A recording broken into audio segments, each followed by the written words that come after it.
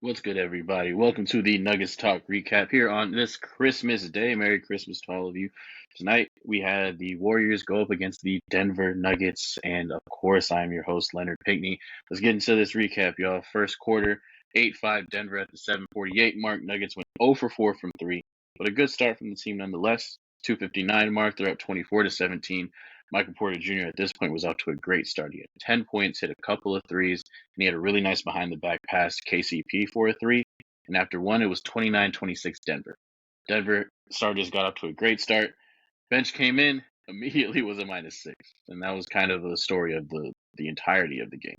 Warriors were staying in the game by killing the offensive glass. They had 4 offensive rebounds in that first quarter, and they were definitely winning the hustle plays in that first quarter, something that was also a theme of the game throughout. 8:52 mark in the second, 39-37. Golden State takes the lead at this point. Michael Porter Jr. got subbed in, and even with him knocking down a couple of buckets off the bench, the rest of the bench unit continued to give up buckets. Julian Strawther got pulled after 1 minute, but that did not stop the bleeding for Denver. It was a 13-8 run, and then the starters eventually got back to this game after that timeout. Reggie Jackson stayed in the game, but he got checked out for Jamal Murray 30 seconds later. 5:57 mark, we cut the lead to 1, 43-42. Nuggets were just missing a lot of good looks. It was frustrating. The note I wrote was that it's frustrating, but it'll be fine. But it would be nice to see Jokic put these little dudes under the rim. That's something I'll talk about in the recap after the game recap. And at 3:25 mark, things felt like they got back under control. Denver went on an 11-0 run, got the lead up to 7. Got the lead up to 7. Yes, Jamal Murray had 7 of those points in that run. 54-53 halftime lead for Golden State. Actually, they went on an 8-0 run to close out the second quarter. Curry was only 1 for 5 with 4 points. Golden State was definitely winning thanks to their hustle plays and their 5 offensive rebounds. Nuggets only shot 45% for the half. Jokic had 6 points, but was only 1 of 5 from the field. It was a weird Jokic game, not just the first half, but the entirety of the game, as we'll get into. Michael Porter Jr., great first half, 15 points on 6 of 10 shooting. My note was that I want to see him get more looks. That didn't happen. But like as Nuggets fans, are we surprised?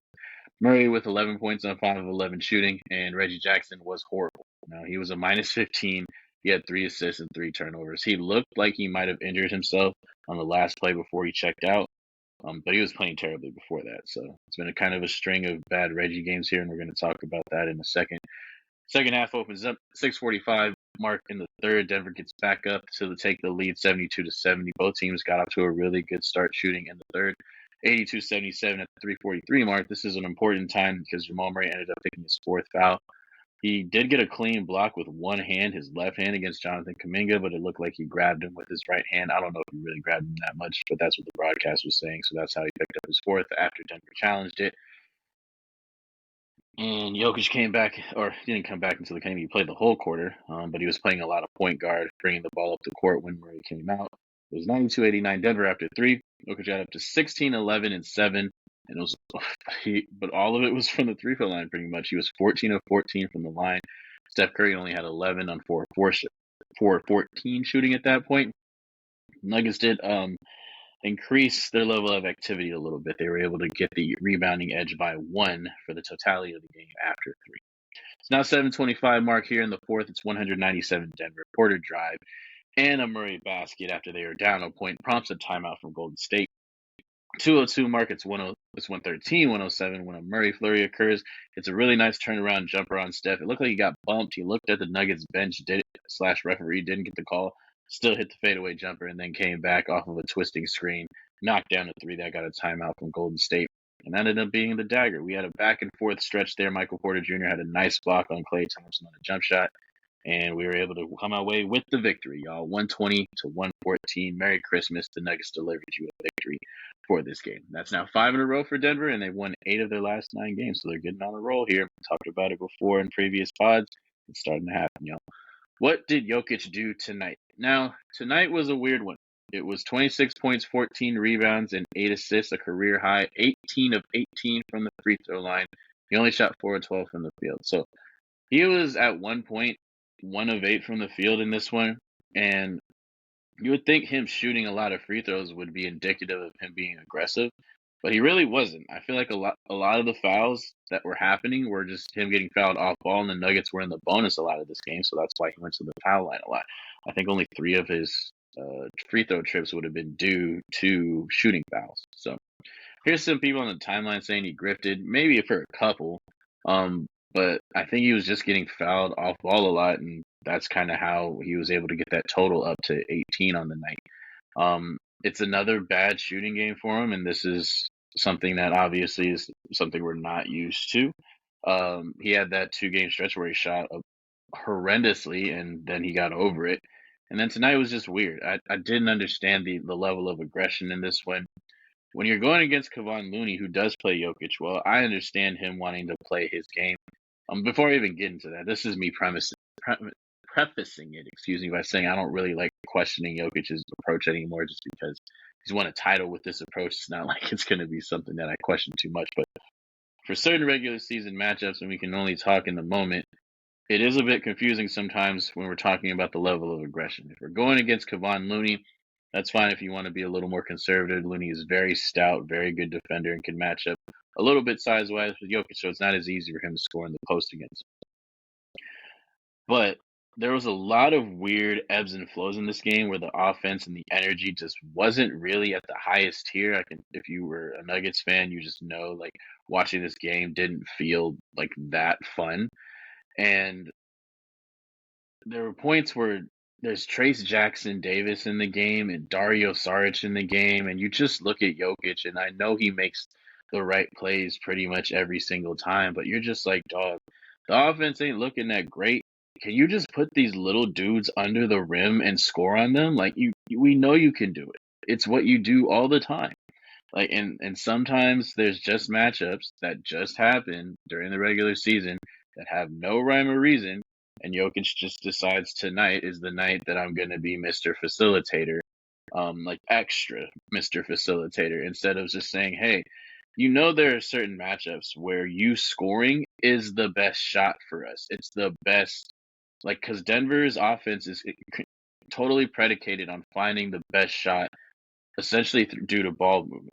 But there are certain nights when Jokic is being guarded by some of these scrubs where he needs to just put dudes under the motherfucking rim and get some hoops. And doing that also is going to open up the game for the rest of the team, because they're going to have to start doubling ball movement, etc., etc.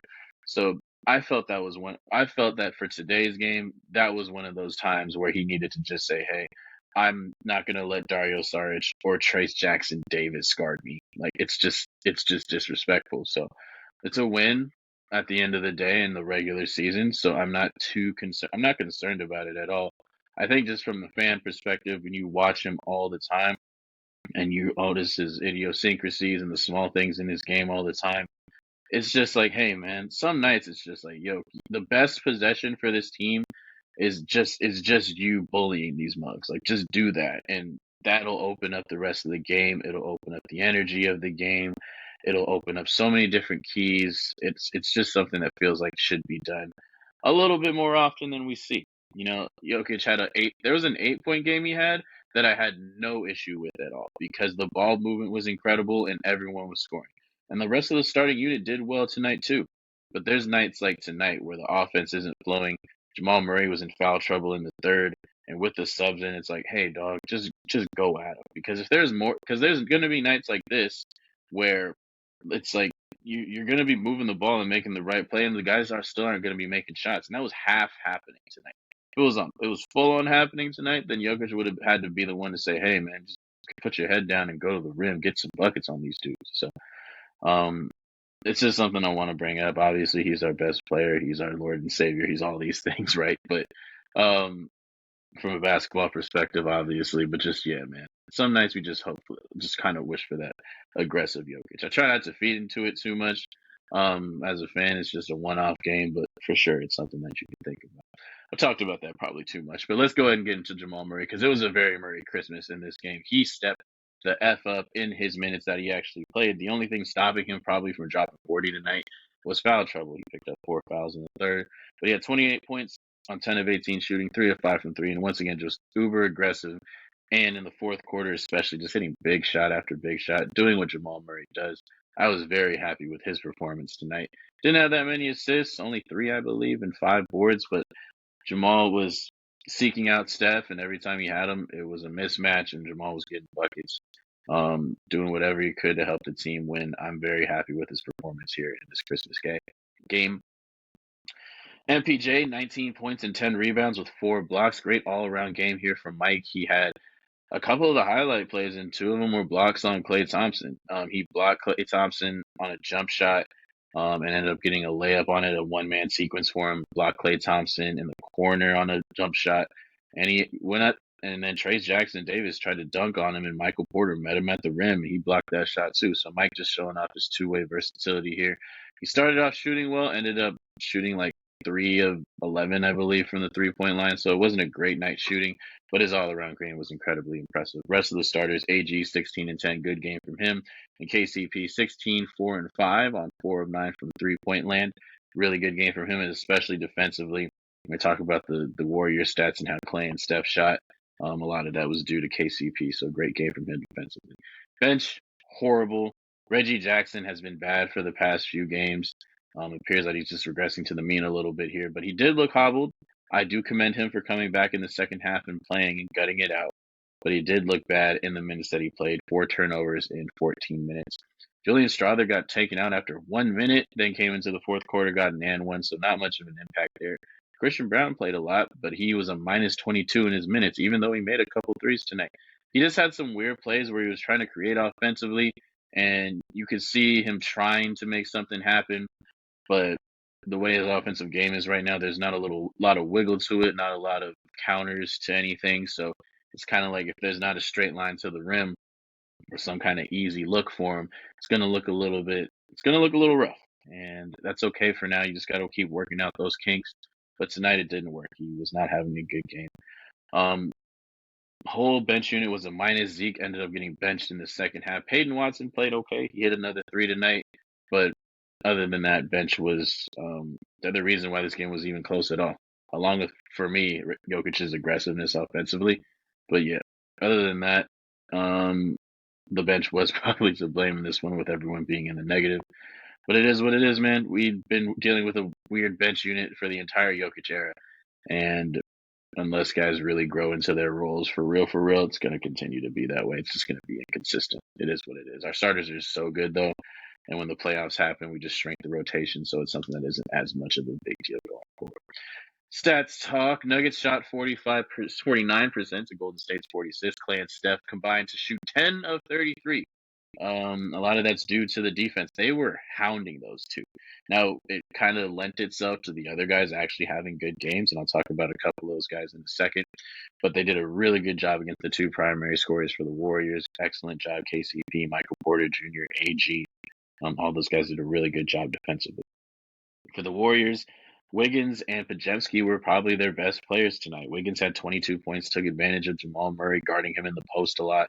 And Brandon Podziemski, really good rookie for the Warriors. He had another nice game. He was hustling all over the floor, man. 13 points, 9 boards, 6 assists, and 5 steals. I love how that dude plays. He's just a really smart, heady player, knows what he's doing, not afraid, confident. That's a player that the Dubs have found a gem with. They need to keep him at all costs. And if they have any visions of trying to do anything significant this season. So regardless of that, that's the stats talk. And now we have the Nuggets, who have won 5 in a row and 8 of their last 9 games. So a couple more home games here coming up. They have to play. They do get a couple of days off, and they're going to play Memphis on Thursday with Jamal Murray back. So that's going to be interesting. And they have another back-to-back. This is the last time you heard that from me, right? But they play another back-to-back, and at least these ones are at home against the Thunder to try to avenge that one loss in their last 9 games that they've had recently. So thank you guys again for listening to the Nuggets Talk. I am your host, Leonard Pinkney here. I'll be back for the recaps for you for the rest of the week. Until then, enjoy your holidays, Merry Christmas, and to all a good night.